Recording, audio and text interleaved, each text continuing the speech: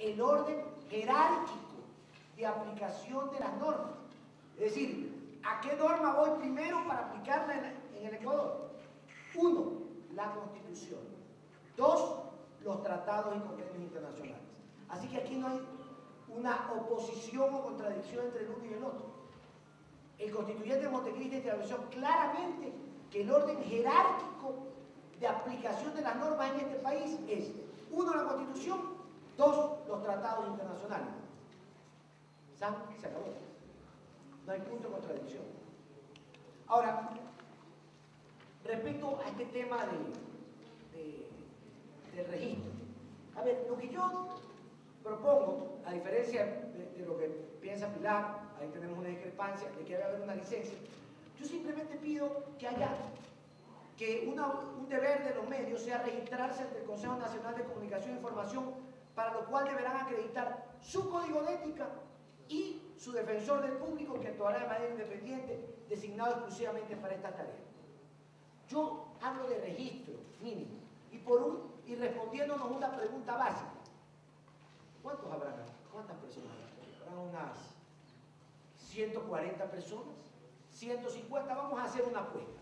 Yo soy de lo que se haría. Si alguien aquí, a la salida de este foro, me dice cuántos medios de comunicación social en este país, radios, televisión, revistas, periódicos electrónicos y páginas web, yo retiro mi proyecto. 2.520, por si acaso. En total. Carajo.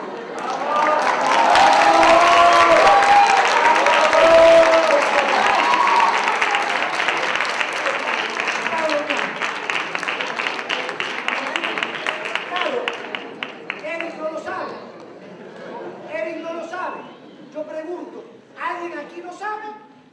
Nadie lo sabe. Rolando, si me permites la interrupción, fíjate, le digo a Eric, ¿quieres que te diga lo que hablaba ayer un connotado estudioso de la comunicación, Eric? Porque hizo la pregunta de Rolando, y decía, él preguntaba y se preguntaba a sí mismo, ¿cuántos medios de comunicación conocemos nosotros en el mundo? Dijo, aquí en el Ecuador, y él mismo contestó y dijo, ninguno, porque no existen medios de comunicación sino máximo de información y de divulgación. Cero.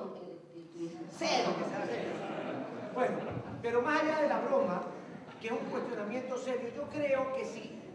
Decimos que la comunicación y la información son cosas tan importantes y tan delicadas de manejar. ¿No resulta increíble que esta sociedad, me refiero a la ecuatoriana, no sepa quiénes son los encargados de manejar esa información? Que el público no lo sepa. Por eso lo que se pide como mínimo es un registro. Un registro que tiene dos condiciones. Registre quién es usted y ponga su código de ética y su defensor del público. ¿O acaso alguno de ustedes algún día no llamó a algún medio porque quiso reclamar algo y le contestó la recepcionista? La recepcionista de turno, por no decir el conserje o el barrendero, y le contestó de mala gana. ¿Qué hay de malo en tener un código de ética y que todos conozcamos el código de ética de cada uno de los medios de comunicación de este país? ¿No es eso lógico? ¿No es eso la mínima exigencia que podemos tener respecto de quienes manejan información en este país? Yo pienso que sí. Y yo pienso también que deben de tener un defensor del público en cada medio, porque olvidémonos de las noticias, para que no se embronchen aquellos que dicen que esto es una censura previa. O sea, olvidémonos de las noticias. Cuando alguien de las chicas de aquí ve una novela que le gusta y se la cambian de las 3 de la tarde a las 11 de la noche, el canal les da una explicación. De las chicas. No, el canal, incluida Pilar. Bueno, ya. Los chicos también.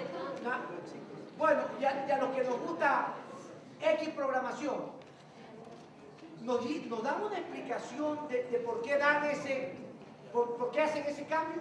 Ese es el sentido de tener un defensor del público en cada medio. Y para terminar, porque ya me están diciendo, yo me hago el trabajo, el que quiera lo pueden tener antes de presentar el proyecto, y aquí lo tengo. Aquí está una lista enorme, por si acaso. Está aquí la lista de todos los países europeos. Y aquí dice List of ERPRA Members. ¿Qué es ERPRA? yo no soy bueno para pronunciar. Pero ¿qué es esto? Esto de aquí, ¿ya?, es una asociación que ha hecho Europa desde 1989. Fíjense lo atrasados que estamos en este tema. 1989, cuando Europa empezó a regular a los medios de comunicación en Europa. Y aquí está la lista, y a eso me referiré después, de todos los consejos de comunicación que hay en Europa, todos nacidos desde 1989. Y les voy a leer, si me dan tiempo y permiso, algo que colgaron en el Consejo Superior Audiovisual de Francia el 8 de septiembre de este año, para que no digan que estamos desactualizados respecto de este tema. Entonces, aquí que no me vengan con Venezuela, Bolivia, el eje del mal, Irán, no, que no me vengan con esas cosas. Vamos hacia el denominado primer mundo. ¿Cómo toma el primer mundo este tema? En la mayoría de países de Europa existen consejos de regulación de los medios de comunicación. Y ya hablaremos de su estructura si tenemos tiempo. Entonces, mi pregunta es, ¿y por qué el Ecuador no? ¿Por qué? ¿Por qué el Ecuador no? ¿O es que acaso nosotros creemos que estamos más adelantados que Europa? Yo les voy a decir, si tengo el tiempo, porque creo que sí. Bueno, hay mucho para discutir, para replicar, pero hay muchos temas también que topar. Quisiéramos topar un tema también que es muy, muy importante, tiene que ver con el tema de los medios estatales, los medios públicos. ¿Cómo hacer que estos medios realmente representen a los ciudadanos y no a un gobierno, sea el actual o los que vengan, no a un grupo político? Los tres proyectos lo señalan claramente, pero la pregunta va un poco hacia ya la instrumentalización de esto, hacia la puesta en práctica.